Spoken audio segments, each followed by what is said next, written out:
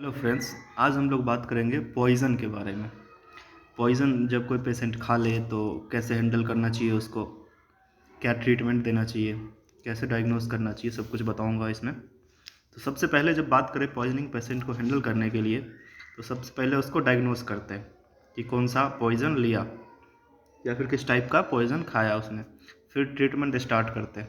हालांकि यह एक इमरजेंसी केस होता है जिसमें पेशेंट को तुरंत तुरंत जो है फर्स्ट एड करना होता है। फर्स्ट एड के दौरान डॉक्टर का मेन गोल ये होता है कि पॉइज़न को सर्कुलेटरी सिस्टम में जाने से रोके, क्योंकि इस वक्त डॉक्टर सस्पेक्टेड रहते हैं कि पेशेंट ने कौन सा पॉइज़न खाया है। पॉइज़न को सर्कुलेटरी सिस्टम में एंट्री करने से रोकने के लिए और अपर गैस्ट्रो इंटेस्टाइनल ट्रैक के हेमरेज को रोकने के लिए स्टमक को जितना जल्दी हो सके उतना जल्दी स्टमक को वॉश करना होता है जब कोई पॉइज़न ले लेता है। तो इस प्रोसेस को मेडिकल टर्म में गैस्ट्रिक लिवरेज कहते हैं। ये जो पहली पिक्चर आपको दिख रही है वो गैस्ट्रिक लिवरेज की है, ठीक है। इस प्रोसेस में क्या होता है कि एक ट्यूब का यूज़ करते हैं जो नीचे है, ये नेजोगैस्ट्रिक ट्यूब बोलते हैं या फिर राइल्स ट्यूब भी कहते हैं इसको। इसको जो है पेशेंट के नेज़ल के ज़रिए, नेज़ल मतलब नाक के ज़रिए और नेज़ोफेरिंग्स से होता हुआ स्टमक तक पहुंचाते हैं इसको। उसके बाद 0.9 ml का नॉर्मल सलाइन NS जो आता है और टैप वाटर को मिलाकर 50 ml के सिरिंज के जरिए या 10 ml के सिरिंज के जरिए भी आप कर सकते हो, नेजोगैस्ट्रिक ट्यूब में डालते हैं टैप वाटर और NS को। उसके बाद संक्शन मशीन के ज़रिए फ्लूइड को खींच लिया जाता है। अगर आपके पास संक्शन मशीन नहीं है तो आप उल्टी करवा के भी इसको साफ कर सकते हो। ऐसा करने से फ्लूइड के साथ साथ पॉइजन भी बाहर आ जाता है। डॉक्टर इस प्रोसेस को 3-4 बार करते हैं। इसके बाद चारकोल टेबलेट को पीसकर, ये चारकोल टेबलेट आती है जिसमें 4 टेबलेट को पीसकर पाउडर बना लिया जाता है और उसके बाद जो है सिरिंज की सहायता से नेजोगैस्ट्रिक ट्यूब में जो है यहाँ से डाला जाता है पैनक्रियाज एस्टोमक तक, ठीक है। इतना करने पर पेशेंट बहुत हद तक जो है खतरे से बाहर आ जाता है। उसके बाद फिर से पेशेंट को डायग्नोस किया जाता है जो कि 3-4 स्टेप में होता है। जो पहला स्टेप जो होता है पेशेंट का, वो हिस्ट्री पता करते हैं कि पेशेंट ने कौन सा टॉक्सिन लिया और अभी से कितना देर पहले लिया था, ठीक है। जो स्टेप 2 है हमारा, वो फिजिकल एग्जामिनेशन है। उसमें देखते हैं पेशेंट का क्या टेम्परेचर है, क्या हार्ट रेट है, क्या रेस्पिरेटरी रेट है, कितना ब्लड प्रेशर का क्या सिचुएशन है, साइज ऑफ प्यूपिल्स क्या है। प्यूपिल्स मतलब आई का जो वो कॉन्ट्रैक्शन और रिफ्लेक्शन की होती है उसको कहते हैं प्यूपिल। स्किन कैसा है, कॉन्सिक्यूसनेस कैसा है पेशेंट का, मतलब पेशेंट किस हालत में है, अभी बेहोश तो नहीं है। ये सब स्टेप 2 में देखा जाता है। फिर स्टेप 3 क्या करते हैं, ECG देखते हैं, ब्लड टेस्ट भी किया जाता है, ठीक है। ECG ब्लड टेस्ट दोनों किया जाता है। ब्लड टेस्ट के दौरान हम लोग सीरम एनियन गैप का, एनियन गैप, ABG और स्पेसिफिक ड्रग लेवल और ब्लड शुगर को भी देखा जाता है। जो सीरम एनियन गैप है उसमें पॉइजन के मेटाबॉलिक प्रोसेस का जो है पता चलता है। ABG क्या है, ABG आर्टेरियल ब्लड गॉज है। इस बात का पता चलता है इससे कि हमारा लंग्स जो है वो O2 और CO2 का एक्सचेंज कैसा कर रहा है। ब्लड में जो O2 और CO2 का एक्सचेंज कर रहा है वो ब्लड को कैसा दे पा रहा है, वो ABG के जरिए पता करते हैं। साथ ही में ब्लड का pH भी बता देता है ABG। इस डायग्नोसिस के बाद ट्रीटमेंट में जो स्टेप वाइज स्टार्ट किया जाता है, पहला जो स्टेप है वो स्टेबल टू ABC। ABC का कहने का मतलब ये है, A फॉर एयर वे, मतलब किस टाइप का ऑक्सीजन का एक्सचेंज है पेशेंट के अंदर, और ब्रीदिंग, B मतलब ब्रीदिंग, सांस कैसे ले पा रहा है, सही से ले पा रहा है या नहीं, कोई प्रॉब्लम तो नहीं हो रही है, और सर्कुलेशन कैसा चल रहा है पेशेंट का। स्टेप 2 में जो है हम लोग लो ब्लड शुगर का ट्रीटमेंट करते हैं। लो ब्लड शुगर कहने का में क्या करते हैं कि 5% डेक्सट्रोज जो आता है वो IV के थ्रू देते हैं हम लोग। यदि पेशेंट को ऑपोइड्स इफेक्ट देखा जाता है। ओपियोइड्स मतलब कोई भी बाहर से नशा की वजह से अगर पॉइजनस हुआ है तो फिर पेशेंट को एंटीडोट मेडिसिन भी दिया जाता है। एक बार यदि पॉइजन का आइडेंटिफाइड हो गया, कौन सा पॉइजन लिया है, तो फिर स्पेसिफिक एंटीडोट दे सकते हैं। लेकिन जब तक पता नहीं चलता है तब तक हम लोग क्या करते हैं, हवा में तीर चलाते हैं। जो पॉइजन से रिलेटेड जो भी मेडिसिन होता है वो देते हैं। जो अब स्टेप 3 में क्या करते हैं हम लोग, अकॉर्डिंग टू सिम्टम्स, जो भी सिम्टम्स शो कर रहा है उसका ट्रीटमेंट किया जाता है। इतना करने पे पेशेंट ऑलमोस्ट ठीक हो जाता है। अभी बात करेंगे पॉइजन। पहले बता दिया, डायग्नोसिस करते हैं, पता करते हैं कि कौन सा पॉइजन लिया है, फिर ट्रीटमेंट देते हैं।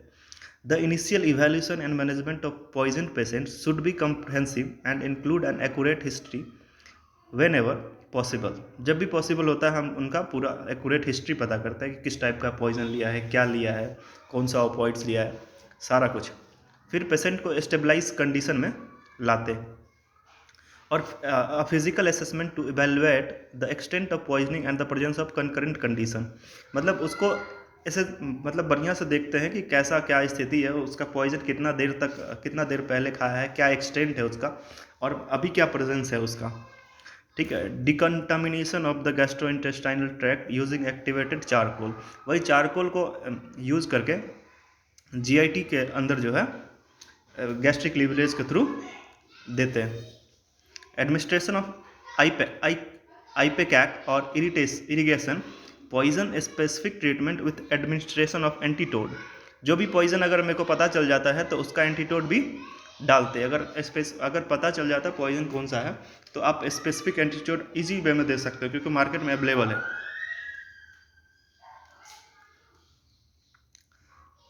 When indicated and proper disposition, consultation with a poison control center is often helpful in assessing and treating this patient। अगर आपके पास आसपास डॉक्टर का क्लिनिक नहीं है तो आप इस कंसल्टेशन नंबर पे भी कांटेक्ट कर सकते हो पॉइजन के केस में।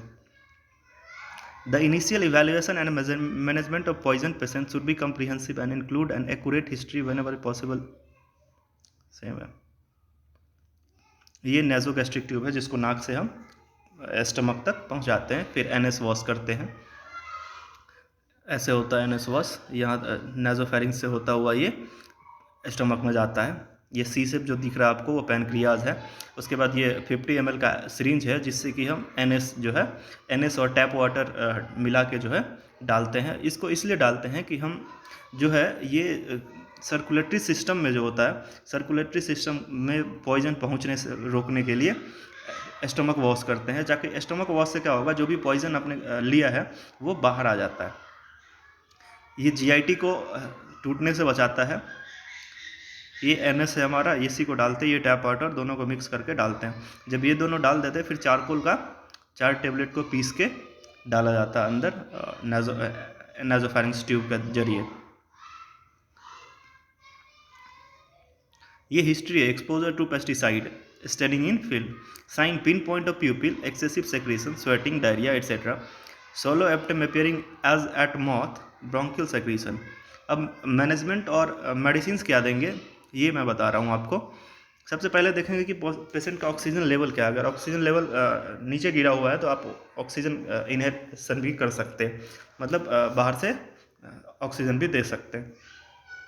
पास नेज़ोगैस्ट्रिक ट्यूब और राइल्स ट्यूब। नेज़ोगैस्ट्रिक ट्यूब और राइल्स ट्यूब एक ही होता है, जो मैंने आपको दिखाया ये होता है, ये नेज़ोगैस्ट्रिक ट्यूब जिसको डालते हैं हम। और जो इस प्रोसेस मतलब जो वॉश करते हैं ना नेज़ोगैस्ट्रिक ट्यूब के जरिए, उसी को गैस्ट्रिक लीवरेज कहते हैं। क्या करते हैं, 500 ml और 1000 ml नॉर्मल एनएस लेते हैं, जिसके जरिए 10 ml और 50 ml के सिरिंज के जरिए हम लोग डालते हैं। फिर एक्टिवेटेड चारकोल भी डालते हैं जो पीस के भाया नेज़ोगैस्ट्रिक ट्यूब के जरिए। अब उसके बाद जो है ये आरएल चढ़ाते हैं और इंजेक्शन एट्रोपिन आता है। एट्रोपिन देने से क्या होता है कि जो भी पेशेंट का बॉडी का एक्टिविटी होता है, सर्कुलेटरी सिस्टम का एक्टिविटी होता है, वो स्लो कर देता है, जिसकी वजह से क्या होता है कि पॉइजन को जो है सर्कुलेटरी सिस्टम तक पहुंचने में और ज़्यादा टाइम लगता है। उससे पहले हम लोग उसको एनएस वॉश कर लेते हैं, इसीलिए एट्रोपिन जो है डाला जाता है। और एट्रोपिन को अगर मतलब स्किन जो है ड्राई नहीं हो या फिर हार्ट रेट स्लो ना हो तो जो है दोबारा भी 10 मिनट के बाद आप एट्रोपिन डाल सकते हो।